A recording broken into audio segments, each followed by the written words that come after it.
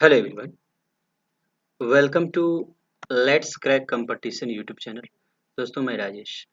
आज हम भारतीय संवैधानिक आयोग एवं परिषद से संबंधित पार्ट टू जो क्वेश्चंस हैं उससे संबंधित क्वेश्चन करेंगे।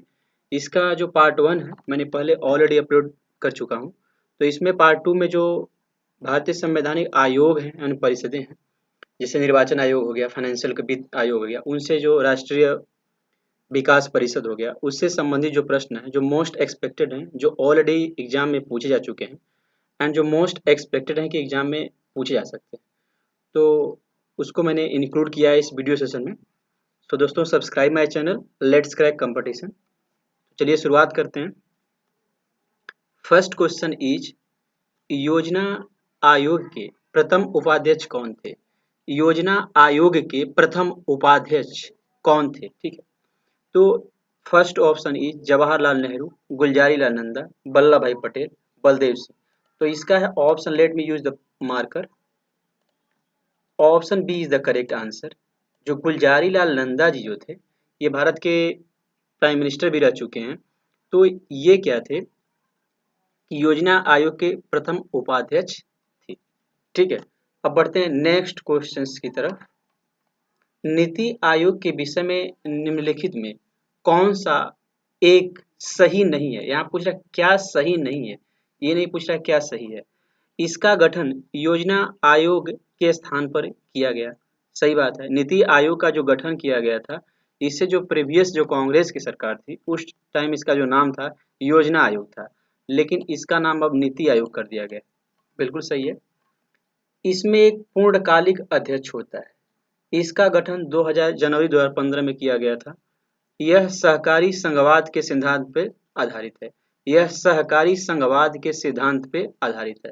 दोस्तों, ये भी सही है कि सहकारी संघवाद के सिद्धांत पे आधारित है।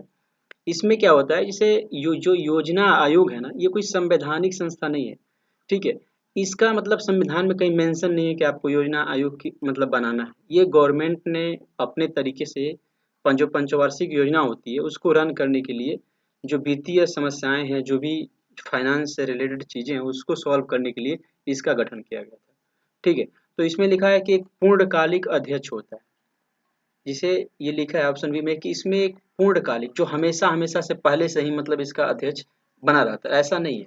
इसका विघटन होता है और एक नए सदस्य की नियुक्ति होती है। तो हम ये नहीं कह सकते कि इसका एक पूर्णकालिक अध्यक्ष हमेशा हमेशा के लिए परमानेंटली नहीं होता है।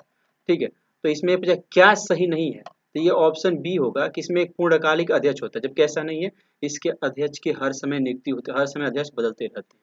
तो ये हम नहीं कर सकते कि इसका पूर्णकालिक हमेशा के लिए कोई परमानेंट अध्यक्ष होता है, ऐसा नहीं होता है। इसके अध्यक्ष बदलते रहते हैं और चेंज होते रहते हैं, जबकि ये लिखा है कि इसमें अध्यक्ष होता है। ठीक है, तो इसलिए ऑप्शन बी जो है इनकरेक्ट है, और क्वेश्चन में भी यही पूछा है कि क्या इनकरेक्ट है, तो option B is the correct answer. तो बढ़ते हैं हम नेक्स्ट क्वेश्चन की तरफ। ये आपको क्लियर हुआ कि नीति आयोग के विषय में निम्नलिखित में कौन सा एक सही नहीं है। तो अब बढ़ते हैं नेक्स्ट क्वेश्चन की तरफ। नेक्स्ट क्वेश्चन इज, योजना आयोग का उपाध्यक्ष किसके समकक्ष होता है? यानी जो योजना आयोग का उपाध्यक्ष होता है वो किसके बराबर होता है, इक्विवेलेंट होता है? ये कैबिनेट मिनिस्टर के समकक्ष होता है। Option C is the correct answer. Next one is, निम्नलिखित में कौन सा एक संविधान नेतर संस्था है? संविधान नेतर का मतलब मैं पहले ही आपको बताया कि इसमें यह है कि एक्स्ट्रा है, इसका संविधान में कहीं एक्स्ट्रा कॉन्स्टिट्यूशनल है। मतलब ये जो योजना आयोग है इसका अभी जो अब नीति आयोग हो गया है, तो option B is the correct answer है इसमें, कि इसका संविधान में कहीं मेंशन नहीं है कि आपको नीति आयोग या योजना आयोग बनाना है, लेकिन ये संविधान में ऐड करके इस पे जो अमेंडमेंट ला करके सरकार ने इस पे एक नीति आयोग की स्थापना की थी। तो इसीलिए संविधान नेता मतलब एक्स्ट्रा कॉन्स्टिट्यूशनल, मतलब संविधान में कहीं लिखा नहीं है कि नीति आयोग होना चाहिए, बट ये है। ठीक है, तो इसलिए इसको संविधान नेता बोलते हैं। तो आपको ये पूछा है कौन सा एक संविधानेतर संस्था है। वित्त आयोग एक सरकारी वित्त आयोग का संविधान में मेंशन है। निर्वाचन आयोग का भी मेंशन है। जो अंतरराष्ट्रीय परिषद है इसका भी मेंशन है कॉन्स्टिट्यूशन में, लेकिन नीति आयोग का कहीं भी संविधान में मेंशन नहीं है। इसी से संविधान नेतर संस्था कहते हैं। तो आपको ऑप्शन बी टिक करना है, option B is the correct answer. Next one is, निम्नलिखित में कौन सर्वोच्च मंत्रिपरिषद के नाम से जाना जाता है? सर्वोच्च मंत्री परिषद। ठीक है, तो राष्ट्रीय ऑप्शन योजना आयोग, वित्त आयोग, निर्वाचन आयोग, राष्ट्रीय विकास परिषद, या दैट वन। राष्ट्रीय विकास परिषद जो है ये सर्वोच्च मंत्री परिषद के नाम से जाना जाता है। ठीक है, अब बढ़ते हैं नेक्स्ट क्वेश्चन की तरफ। राष्ट्रीय विकास परिषद का अध्यक्ष कौन होता है? तो राष्ट्रीय विकास परिषद का जो अध्यक्ष होता है गृह मंत्री, योजना आयोग का उपाध्यक्ष, योजना आयोग का सचिव, प्रधानमंत्री, या option A is the correct answer. जो राष्ट्रीय विकास परिषद होता है इसका अध्यक्ष प्रधानमंत्री होता है। बढ़ते हैं नेक्स्ट क्वेश्चन की तरफ। नेक्स्ट क्वेश्चन इज प्रधानमंत्री, यूनियन कैबिनेट मंत्री, मुख्यमंत्री एवं मंत्री परिषद सभी सदस्य होते हैं। ठीक है, तो इसमें ये है कि जो प्रधानमंत्री होता है, यूनियन कैबिनेट मिनिस्टर होते हैं, मुख्यमंत्री और मंत्री परिषद होते हैं, ये सभी किसके सदस्य होते हैं? योजना आयोग के, राष्ट्रीय विकास परिषद के, आंचलिक परिषद के, प्रादेशिक परिषद के। No, option B is the correct answer. जो जितने भी होते हैं ये राष्ट्रीय विकास परिषद के सदस्य होते हैं। राष्ट्रीय विकास परिषद के सभी लोग सदस्य होते हैं। ठीक है, चलते हैं नेक्स्ट क्वेश्चन की तरफ। राष्ट्रीय विकास परिषद का सदस्य नहीं है प्रधानमंत्री, राष्ट्रपति, राज्य के मुख्यमंत्री, योजना आयोग के सदस्य।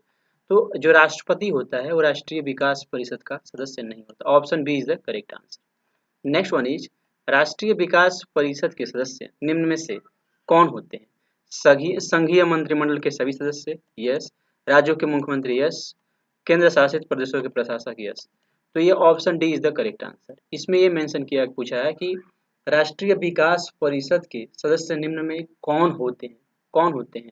तो ये ऑप्शन ए, बी एंड सी तीनों सही है, इसलिए उपर्युक्त सभी। Option D is the correct answer. Next one is पंचवर्षीय योजना को अंतिम अनुमोदन होता है। मतलब कहने का मतलब ये पूछ रहा है कि अंतिम जो फाइनलाइज कौन करता है? तो ऑब्वियस सी बात है राष्ट्रीय विकास परिषद जो है ये फाइनलाइज करता है। दोस्तों एक चीज बताना चाहूंगा कि राष्ट्रीय विकास परिषद जो है ये भी एक ना ही संवैधानिक और सांविधिक संस्था, मतलब संविधान में कहीं भी राष्ट्रीय विकास परिषद का मेंशन नहीं है, लेकिन ये है। ठीक है, तो इसमें क्या किया गया है कि मतलब एक एड ऑन करके एक्स्ट्रा कॉन्स्टिट्यूशनल है जिसको बनाया गया है योजना आयोग की तरफ। तो राष्ट्रीय विकास परिषद का कभी कहीं कोई भी आर्टिकल नहीं है, इसलिए मैंने आर्टिकल इसमें नहीं लिया हुआ है। ठीक है, पंचवर्षीय योजनाओं के मसौदे को अंतिम रूप से कौन स्वीकृति प्रदान करता है? जो 5 ईयर प्लान्स होते हैं तो उसके मसौदे को अंतिम रूप से स्वीकृति जो प्रदान करता है राष्ट्रपति, योजना आयोग, राष्ट्रीय विकास परिषद, इनमें से कोई नहीं। नो, राष्ट्रीय विकास परिषद जो होता है यही फाइनलाइज करता है जो 5 ईयर प्लान होते हैं। नेक्स्ट वन इज राष्ट्रीय विकास परिषद का मुख्य संबंध होता है पंचवर्षीय योजना के को अनुमोदन से, ग्राम विकास परियोजनाओं के क्रियान्वयन से, विकास परियोजनाओं के निर्माण से, केंद्र राज्य वित्तीय संबंध से। तो जो राष्ट्रीय विकास परिषद का मुख्य संबंध होता है पंचवर्षीय योजना को अनुमोदन से। Option A is the correct answer. Next one is Bharat की पंचवर्षीय योजना अंतिम रूप से अनुमोदित की जाती है योजना आयोग द्वारा, राष्ट्रीय विकास परिषद द्वारा, वित्त आयोग द्वारा, निर्वाचन आयोग द्वारा। No, option B is the correct answer. क्यों? क्योंकि इसमें यह है कि इसमें सभी लोग शामिल है, जो राज्य के मुख्यमंत्री हो गए, मंत्री परिषद हो गया, कैबिनेट मंत्री हो गए। इसी वजह से इसको राष्ट्रीय, चूंकि राज्य का भी कोई भी सेंट्रल गवर्नमेंट योजना लाती है तो ऑब्वियस सी बात है ना, राज्य का भी इसमें कल्याण होना चाहिए। तो इसलिए राष्ट्रीय विकास परिषद जो है ये फाइनलाइज करता है जितने भी 5 ईयर प्लान्स होते हैं। नेक्स्ट वन इज नीचे दिए गए वक्तव्यों पर विचार कीजिए। कथन ए, राष्ट्रीय विकास परिषद का गठन योजना आयोग द्वारा निर्मित योजना का पर्यवेक्षण और समन्वय करने के लिए किया गया। ये रीजन है, कथन स्टेटमेंट है। और यह कारण, ये रीजन ये दिया है कि योजना आयोग मूलतः एक विशेषज्ञ निकाय है जिसमें राज्य सरकारों के प्रतिनिधि नहीं होते हैं। इन वक्तव्यों के संदर्भ में निम्नलिखित में कौन सा विकल्प सही है? ये पूछ रहा है कि जो राष्ट्रीय विकास परिषद का गठन योजना आयोग द्वारा निर्मित योजना का पर्यवेक्षण और समन्वय करने के लिए किया गया। सही बात है, जो राष्ट्रीय विकास परिषद है जो योजना आयोग इसको निर्मित की है, बनाई हुई है। क्यों? कि जो योजना होता है उसका पर्यवेक्षण कर सके, कंट्रोल कर सके, उसे मॉनिटर कर सके। उसका कथन ये हो गया। और उसका रीजन, कारण क्या दिया? रीजन क्या दिया है कि योजना आयोग मूलतः एक विशेषज्ञ निकाय है, जिसमें मतलब योजना आयोग जो है मतलब काफी उसमें एक्सपर्ट लोग होते हैं। क्या निकाय है, एक संस्था है जिसमें से राज्य सरकारों के प्रतिनिधि नहीं होते। ऑब्वियस सी बात है, इसमें राज्य सरकार के प्रतिनिधि नहीं होते हैं। जो योजना आयोग होते हैं उसमें राज्य सरकार के प्रतिनिधि, सेंट्रल गवर्नमेंट के ही उसमें जो एक्सपर्ट होते हैं वही होते हैं। तो इन वक्तव्यों के संदर्भ में निम्नलिखित में कौन सा विकल्प सही है? ठीक है, तो ये असर्शन रीजन टाइप का है ये। तो ए और आर दोनों सही है तथा आर ए की सही व्याख्या है। नेक्स्ट वन इज ए और आर दोनों सही है तथा आर ए की सही व्याख्या नहीं है। ए सही है लेकिन आर गलत है, ए गलत है लेकिन आर सही है। तो इसमें जो ऑप्शन है, option A is the correct answer. A और आर दोनों सही है, ठीक है, लेकिन तथा आर जो है ए की सही व्याख्या है। जो आर है, यहाँ पे जो आर है ना, योजना आयोग मूलतः एक विशेषज्ञ निकाय है जिसमें जिसमें राज्य सरकारों के प्रतिनिधि नहीं होते हैं। तो ये इसका सही एक्सप्लेनेशन, ठीक है। क्यों? क्योंकि राष्ट्रीय विकास परिषद का गठन जो होता है योजना आयोग द्वारा निर्मित होता है। योजना आयोग का पर्यवेक्षण कौन करता है और समन्वय की जो देखभाल करती है वो राष्ट्रीय विकास परिषद करता है। तो ये स्टेटमेंट है और उसका जो राज्य रीजन ऐसा क्यों कर पा रहा है, राष्ट्रीय विकास परिषद क्यों ऐसा कर पा रहा है? क्योंकि जो योजना आयोग है वो सरकारी एक मतलब क्या है कि एक आयोग मूलतः एक विशेषज्ञ निकाय है जिसमें एक्सपर्ट होते हैं, जिसमें से जो राज्य सरकार के प्रतिनिधि नहीं होते। तो ये ऑब्वियस सी बात है, इसलिए राष्ट्रीय विकास परिषद को अधिकार है कि वो उसका पर्यवेक्षण कर सके। तो option A is the correct answer. Next one is Bharat में राज्यों के बीच सहयोग और समन्वय प्राप्त करने के लिए निम्नलिखित में संस्थाओं में कौन सी संविधानेतर और विधिदर संस्थाएं हैं? देखिए, संविधानेतर का मतलब एक्स्ट्रा कॉन्स्टिट्यूशन, मतलब इसमें ये लिखा गया है कि जिसमें मतलब गवर्नमेंट में कहीं कोई इसका आर्टिकल नहीं है, जैसे इसको मतलब अलग से एड ऑन कर दिया गया। विधिदर संस्था, तो ऑप्शन है राष्ट्रीय विकास परिषद, राज्यपाल सम्मेलन, आंचलिक परिषद और अंतरराज्यीय परिषद, ठीक है। तो इसमें पूछा है कि भारत में राज्यों के बीच सहयोग और समन्वय, भारत में राज्यों के बीच, ठीक है, ये राज्यों के बीच सहयोग और समन्वय प्राप्त करने के लिए निम्नलिखित में संस्थाओं में कौन सी संविधानेतर भीतर संस्था है? तो ये जो है अंतरराज्यीय परिषद है। ऑप्शन जो है ऑप्शन केवल ओनली फोर, ऑप्शन फोर जो है करेक्ट आंसर है। इसमें ये मेंशन किया गया है कि जो दो राज्यों से संबंधित जो विषय होते हैं ना, वो अंतरराज्यीय परिषद ही इसको सॉल्व करता है, ठीक है।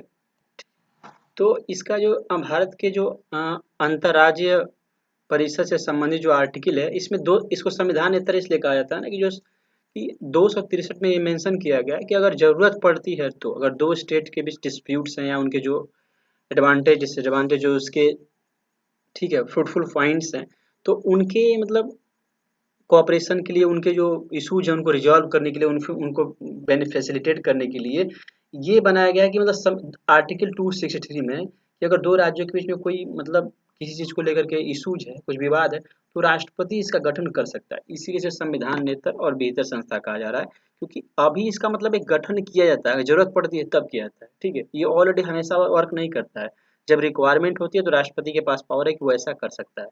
तो option four is the correct answer. Next one is भारतीय संविधान भारतीय राजनीति के संदर्भ में निम्नलिखित में से कौन सा कथन सही है? योजना आयोग की जवाबदेही संसद के प्रति है। राष्ट्रपति योजना, ऑप्शन बी क्या है, राष्ट्रपति संसद के दोनों सदनों को स्तराधीन न होने पर अध्यादेश जारी कर सकता है। उच्चतम न्यायालय के न्यायाधीश के रूप में नियुक्त होने की न्यूनतम आयु 40 वर्ष है, ये गलत है। राष्ट्रीय विकास परिषद में केंद्रीय वित्त मंत्री और सभी राज्यों के मुख्यमंत्री होते हैं, ये भी गलत है, प्राइम मिनिस्टर भी होता है इसमें। इसमें लिखा है योजना आयोग की जवाबदेही संसद के प्रति है, ये भी इसमें मतलब पूछा है कौन सा कर, ये भी यही गलत है। योजना आयोग की जवाबदेही संसद के प्रति नहीं है, योजनाओं के प्रति, ठीक है। जो प्रधानमंत्री जो इसका मतलब हेड होता है, लेकिन इसका जवाबदेही किसको दे, अकाउंटेबिलिटी तो मतलब पब्लिक को है ना। तो राष्ट्रपति संसद के दोनों सदनों को स्तराधीन न होने पर भी अध्यादेश जारी कर सकता है। ये सही सही बात है कि अगर राष्ट्रपति चाहे तो अगर मतलब संसद के जो दोनों सत्र हैं वो नहीं चल रहे हैं, फिर भी वो अध्यादेश जारी कर सकता है, ला सकता है। इसलिए option B is the correct answer. इसमें ये कहा गया है, स्तराधीन का मतलब ये होना चाहिए कि जो संसद के दो सदन चलते हैं, एक ग्रीष्मकालीन एक शीतकालीन, दो सत्र चलते हैं, अगर दोनों सदन नहीं चल रहे हैं, इस कंडीशन में अगर राष्ट्रपति को भी मैंडेट लाना, अध्यादेश जारी करना है, तो इस कंडीशन में भी वो जारी कर सकता है। तो option B is the correct answer. अब बढ़ते हैं नेक्स्ट क्वेश्चन की तरफ। आपको 17 दिन का मतलब समझ में आ गया कि अगर सत्र नहीं चल रहे हैं तो भी वो मैंडेट ला सकता है, ठीक है। नेक्स्ट वन इज राष्ट्रीय विकास परिषद के सदस्य नहीं होते हैं राज्यों के राज्यपाल, राज्यों के मुख्यमंत्री, केंद्र शासित प्रदेशों के प्रशासक एंड संघीय मंत्रिमंडल के समस्त सदस्य। तो राष्ट्रीय विकास परिषद के जो सदस्य नहीं होते हैं ये राज्यों के राज्यपाल होते हैं। Option A is the correct answer, ठीक है। तो ऑप्शन ए पे आपको टिक करना है, ठीक है। राष्ट्रीय विकास परिषद के सदस्य नहीं होते, ठीक है, ये नहीं पूछा है, तो आपको ध्यान रखना है इस बात का। नेक्स्ट वन इज राष्ट्रीय विकास परिषद का उद्देश्य है। तो राष्ट्रीय विकास परिषद क्या ऑब्जेक्टिव है? पंचवर्षीय योजनाओं का निर्धारण और उन्हें सुनिश्चित करना, बजट ऑडिट करना, सरकार को नए प्रोजेक्ट और नीतियों को विकास के बारे में सलाह देना, इनमें से कोई नहीं। तो option A is the correct answer, ठीक है। राष्ट्रीय विकास परिषद का यही उद्देश्य है कि जो 5 ईयर्स प्लान है उसे मॉनिटर करना और कंट्रोल करना और उसे अप्लाई करना, ठीक है। नेक्स्ट वन इज वित्त आयोग क्या है? अस्थायी निकाय है, वार्षिक निकाय है, त्रिवार्षिक निकाय है, पंचवार्षिक निकाय है? नो, जो ये पंचवार्षिक जो फाइनेंशियल जो वित्त आयोग होता है पंचवार्षिक आयोग होता है। इसको 5 ईयर्स के लिए मतलब ये एक मतलब जो वित्त आयोग जो है ना, एक फाइनेंशियल जो संवैधानिक संस्था है।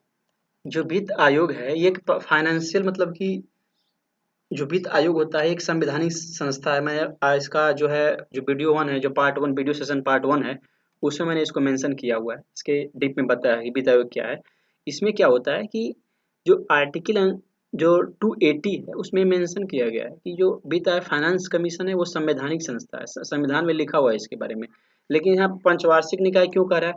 क्योंकि मतलब वित्त आयोग है तो मतलब ऐसा नहीं कि ये जो काम करता है ना अपना एक टारगेट लेके चलता है कि मुझे 5 साल में इतना काम कर देना है, 5 ईयर्स में जो भी करना है, 5 ईयर्स में मुझे इतना काम करना है, 5 ईयर्स में ये एक टारगेट मतलब 5 ईयर्स में मुझे इतने सारे फाइनेंशियल इंक्लूजन को सॉल्व करना है, दैट्स वाई पंचवार्षिक बोलते हैं इसको। नेक्स्ट वन इज संविधान के अनुच्छेद 280 में वर्णित वित्त आयोग का निर्माण करता है। देखिए मैं बोला था ना आपको कि अनुच्छेद 280 में इसका मेंशन किया गया है, और पार्ट 1 में मैंने इसके बारे में डिटेल में बताया जितने भी फाइनेंशियल कमीशन है और जो परिषद है। तो ये प्रधानमंत्री, भारत का राष्ट्रपति, भारत का सर्वोच्च न्यायालय का मुख्य न्यायाधीश, संसद। नो, तो जो भारत का राष्ट्रपति होता है वो जो क्या करता है, वित्त आयोग का नियुक्ति करता है, ठीक है। एंड सो दोस्तों subscribe my channel let's crack competition, like comment and share. दोस्तों इस वीडियो में मैंने पूरे पॉलिटी से के जितने भी इंपॉर्टेंट क्वेश्चंस हैं जो आपके ऑलरेडी एग्जाम में पूछे जा चुके हैं एंड जो मोस्ट एक्सपेक्टेड है उनको मैंने काफ़ी अच्छी तरीके से कलेक्ट भी किया है, और इनको मतलब काफ़ी अच्छी तरीके से एक्सप्लेन करना है। इसको करने के बाद जो भी आपके पॉलिटी से बेसिक जो होते हैं फंडामेंटल्स होते हैं कि क्या इसके मतलब रिजल्ट क्या होते हैं, कैसे ये चीज़ें मतलब क्या इसके मीनिंग्स है एक्चुअल में, आपका बेसिक एकदम पूरा 100% क्लियर हो जाएगा, ठीक है दोस्तों। तो दोस्तों subscribe my channel let's crack competition, like comment and share. Thank you once again.